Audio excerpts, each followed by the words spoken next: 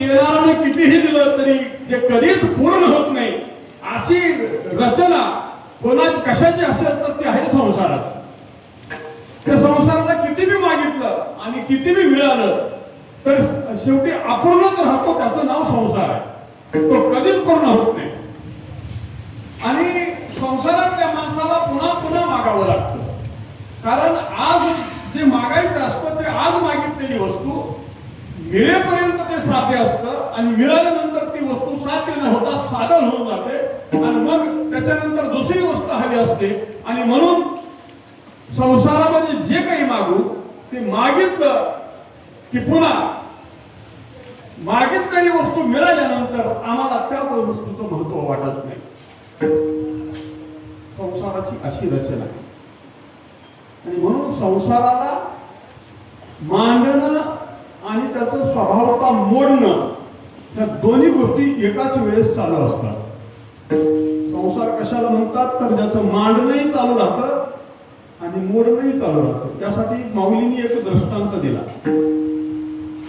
की दिवाळीच्या सणामध्ये एक फुलबाजा नावाचा वस्तू असते आणि ते लहान मुलाला खेळायला दिली जाते आणि ती दिव्यावर लावून पेटली की असं गोल फिरवलं जातं आणि ज्यावेळी ते गोल फिरवलं जातं त्यावेळी ते चाकासारखं दिसतं.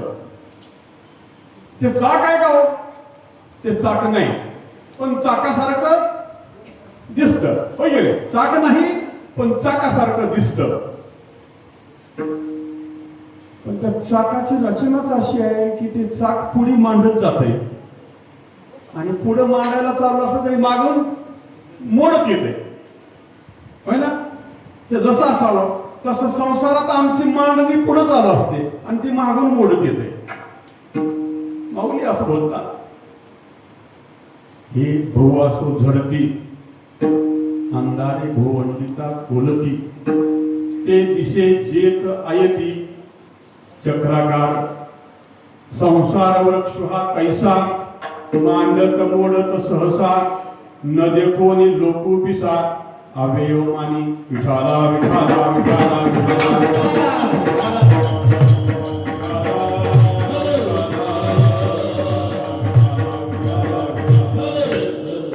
जगद्गुरु तुकाराम महाराज देवाच्या समोर उभे आहेत आणि देवाशी मागतात. जगद्गुरु तुकोबाराय देवाशी संवाद करतात, देवाशी बोलतात, देवाशी मागतात पण संसाराच्या संबंधाचं मागत नाही. कशावरून तर संसारात एकदा मागून भागत नाही. होय एकदा मागून संसाराचं भागत नाही आणि एकदा मागितलेलं मिळालं तर पुन्हा दुसरं मागावं लागतं. हे संसाराचं लक्षण आहे. तुकाराम महाराज म्हणाले मी एकदाच मागणार. सगळ्या संतांचा संत बहुतेक मागत नाही, सेवा करतात पण मागत काहीच नाही.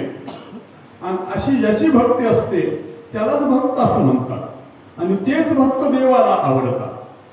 तुकाराम महाराज आज मागायला प्रवृत्त झाले पण तुकाराम महाराज एकदाच मागतात. नामदेवरायाचा सर्वांच्या पाठातला अभंग आहे.